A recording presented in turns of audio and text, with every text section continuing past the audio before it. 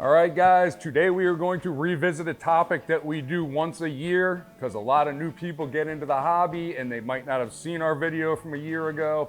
And this saves you from scrolling all the way backwards trying to find it. It's basically about heat and hurricane season. Thankfully, there's no hurricanes out there right now, but we do definitely have the heat. There's a few ways to keep your tank cool. First off is knowing what temperature your tank is already at. This is still probably the most reliable thermometer out there. A lot of you guys might be running an Apex system. You might have a temperature controller. Make sure those things are calibrated. This happened to me this week. I was trying to get my reef tank under control and I couldn't figure out why I couldn't get the temperature down using old school methods that I've used in the past years. It was driving me nuts. I finally triple checked it and come to find out my temperature probe was off by 4 degrees. So I recalibrated it, now there are no issues. You might think, what's the big deal, a degree or two? You reef guys know that there's a huge difference between 84 degrees and 85 degrees.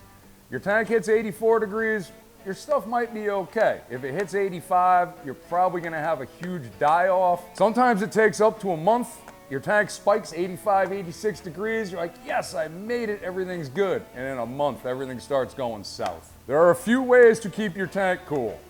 The one most people use is your air conditioner. If you keep the room cool, the tank stays cool. When we run into these heat waves like we had 2 weeks ago, and we're getting another one this week, when it's in the 90s for 4, 5, 6 days in a row, sometimes your house will get superheated and the air conditioner can't keep up. Here's an easy way to help with that and in case your power goes out.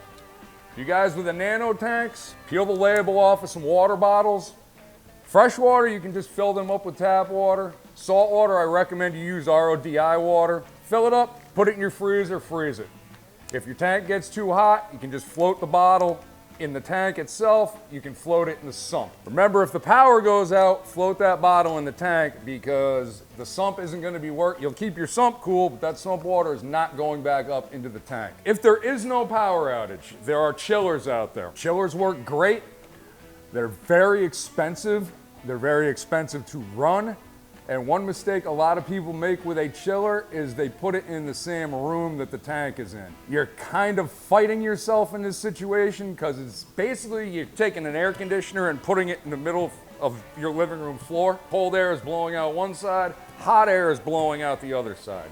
So if you choose to run a chiller, try to run it in a separate room. Otherwise, it's just constantly fighting itself and it's not getting much done. A very simple solution is they have these little clip-on fans. Just clip this onto the rim of the tank, have it blowing across the surface of your water. This will cool your water down by about 5 degrees. Keep in mind, the reason the water is cooling is because your evaporation is up, so keep an eye on those ATOs. Probably gonna double the amount of water you need to put in your ATO weekly, but it works very, very well. Now, in case the power goes out, if you have a saltwater tank, I hope you already have a generator or a car inverter. Freshwater tanks can take power outages much better than saltwater tanks. There are battery backup systems you can use for saltwater as well. Those will last 24 to 48 hours. A lot of times if a hurricane comes through, you're losing power for a lot longer than that. That's where the generator or car inverter comes into play. Another great little thing they came out with are these battery operated air pumps. This pump runs about $25. You can have it plugged in and running all the time. If the power goes out, it instantly switches over to battery power. So it doesn't skip a beat. It's kind of like having a Generac generator hook up to your house. It gets the airflow in there. The airflow is important so the water does not get stagnant. There's a complete kit you can get that comes with air stones, shut-off valves, check valves, airline tubing, air stone, everything you need.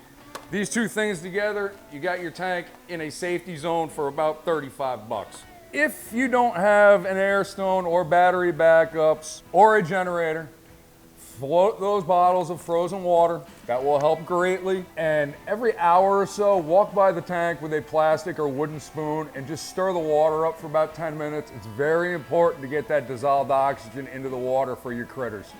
One other thing, if your power should happen to go out, cut way back on your feedings. The fish can go a few days without food. It's way better for them to not have the food in the tank than to have it sit there in warmer, stagnant water, just rotting. It can really screw up your water chemistry. So cut back on the feeding when the power goes out. Other than that, I think that about covers everything. Hopefully we don't lose power this year, but the heat is here. Keep an eye on those temperatures. Have a great day, guys.